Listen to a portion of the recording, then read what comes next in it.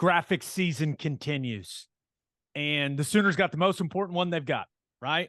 Dillon Gabriel puts out the graphic announcing that he will return to OU for the 2023 season. Loved what the graphic said. Quote, "The island boy found a home in Oklahoma," which honestly, it sounds like there's a country song there.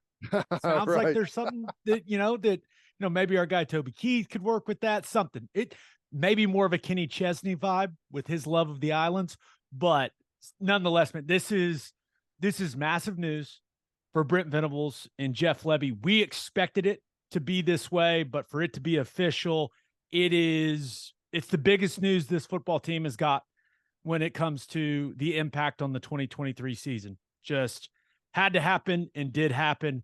We can all now breathe a little bit of a sigh of relief. No doubt. Yeah.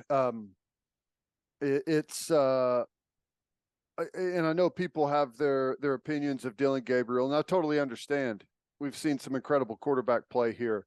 But whenever you strip everything back and look at what he did, considering, some of the circumstances around him, I think he had just an absolutely stellar year. I think the only person that beat him in total offense was Max Duggan in the Big 12, number 2 in the Big 12, in a lot of categories.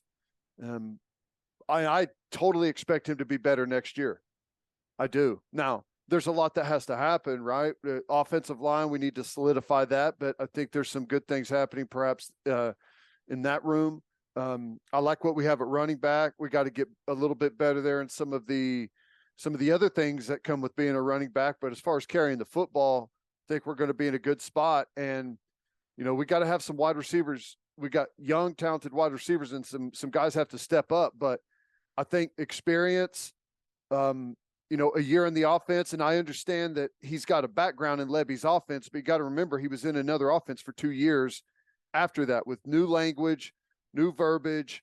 And I'm sure Lebby has changed some things in his offense as well.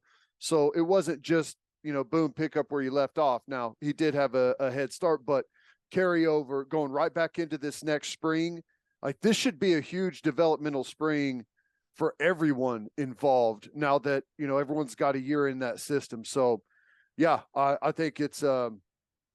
I think it's going to be fantastic. It's just so important to have that leader at the quarterback position during the offseason as well. Like a guy that, everyone knows, and I know we're all excited about Jackson Arnold and what he's eventually going to be at Oklahoma, but you look at this offense, Dillon Gabriel is the unquestioned leader of the offense, right? And that there's just so much value in that, in winter workouts and in spring ball and in summer and training camp. Like, it just makes everyone in the program more comfortable, right? Now, of course, you got to develop the position behind Dillon Gabriel, right? I would expect 2023 to be his last season. I never know anymore how many years of eligibility these guys have left. I'm just like, oh, he's gone now, so he no longer has the eligibility. But it just, I think this is something that just establishes stability, right? For transitioning from a really disappointing year one into year two, where I think on both sides of the ball, we're expecting to see a pretty substantial leap. But I understand people want to, try to compare it. Hey, could it be like a Spencer Rattler and Caleb Williams situation with Dillon Gabriel and Jackson Arnold? And I'm not trying to tell all OU fans how to feel, but let's hope not.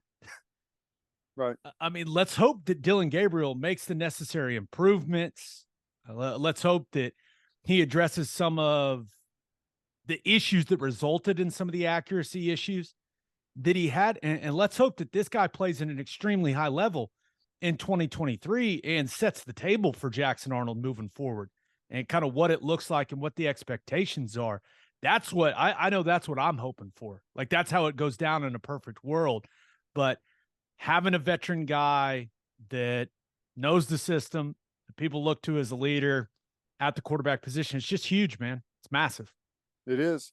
Yeah, I agree. I think that, ultimately what you would like is for Dillon Gabriel to have an incredible season, um, and kind of show the way for Jackson Arnold, right? To learn from Dillon Gabriel as far as how to handle yourself, handle the offense, just the things that a veteran college quarterback knows that a true freshman doesn't. And there's so many new things being thrown at you. It's hard to coach the finer details, right? With the true freshman, there's some things that just experience, it just seeps in and you just slowly start to understand it. And if you're a true freshman, you're worried about the offense, you're worried about your reads, you're worried about, how to call the offense, how to check at the line of scrimmage.